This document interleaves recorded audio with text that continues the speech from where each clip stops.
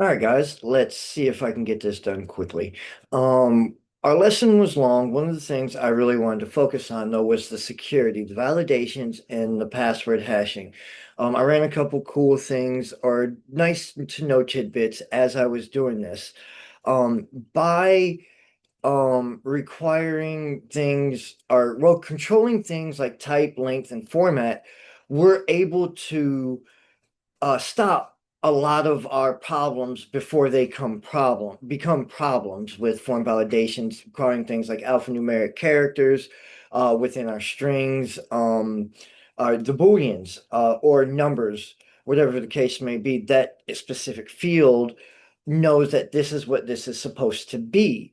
As well as we can do things like strip away uh, uh, HTML scripts and tags that may be holding malicious scripts to do things like cross-site scripting, which runs in the client's browser, or SQL injections, which causes the hacker wants to break out of the column or whatever the database section, the column, and run their own DB commands, which could then potentially leak passwords or just valuable information that's not needed to be leaked.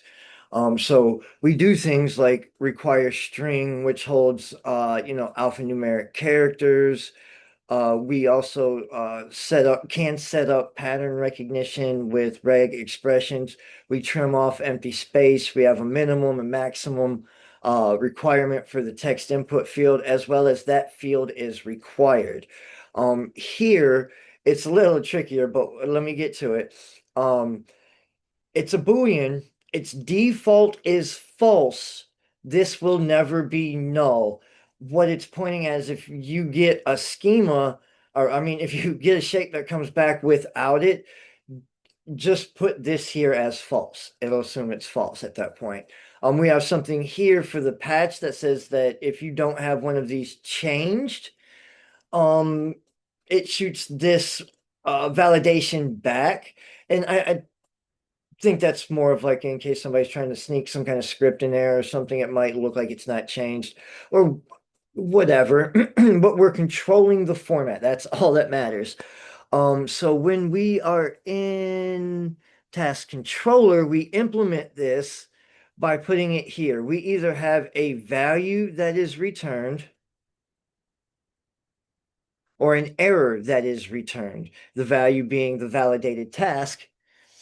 And if it's an error, we respond with this. Um, Down here, if the value is all proper, we then add our information in that we do. We have our user global ID. These are just ways to find it later. Anyways, I got past the subject. That is our task validation. Our users schema validation is a little more complicated, but kind of follows the same parameters. This is at regular expression pattern recognition. This is a message specifically tailored to this and this.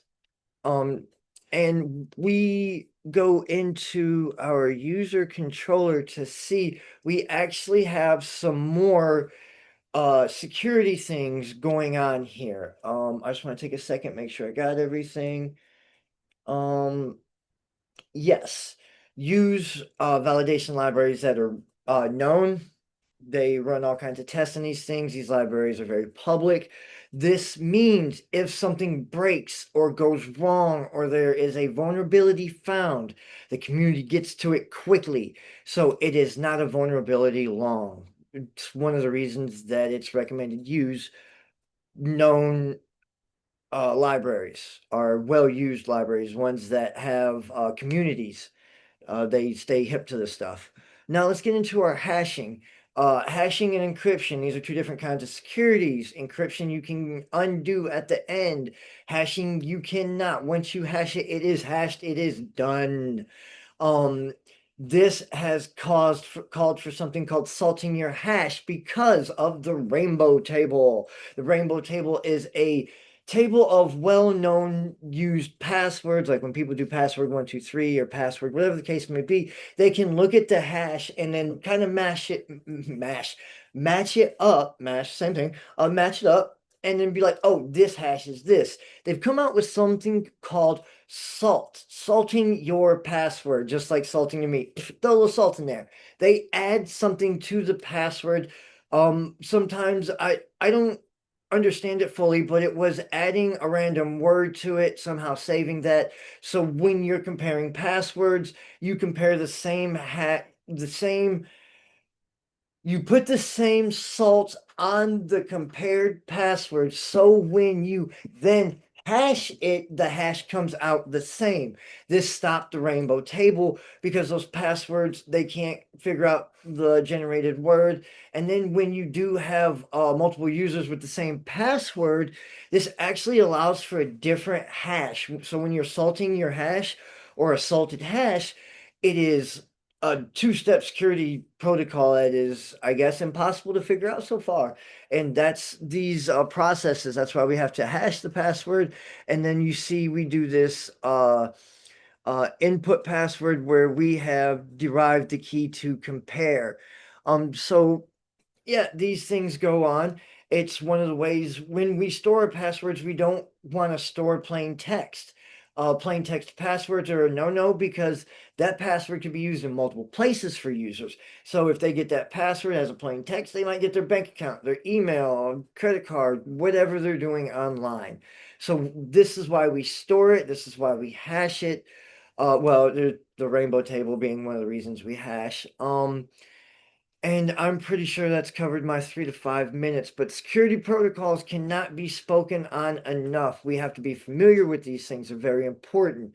We don't need to know why they do what they do. As a matter of fact, I was told in several places, even from the curriculum, do not try this. So that being said, use well-known public popular libraries and always make sure your client and their user safety is first point. Thank you and have a great day.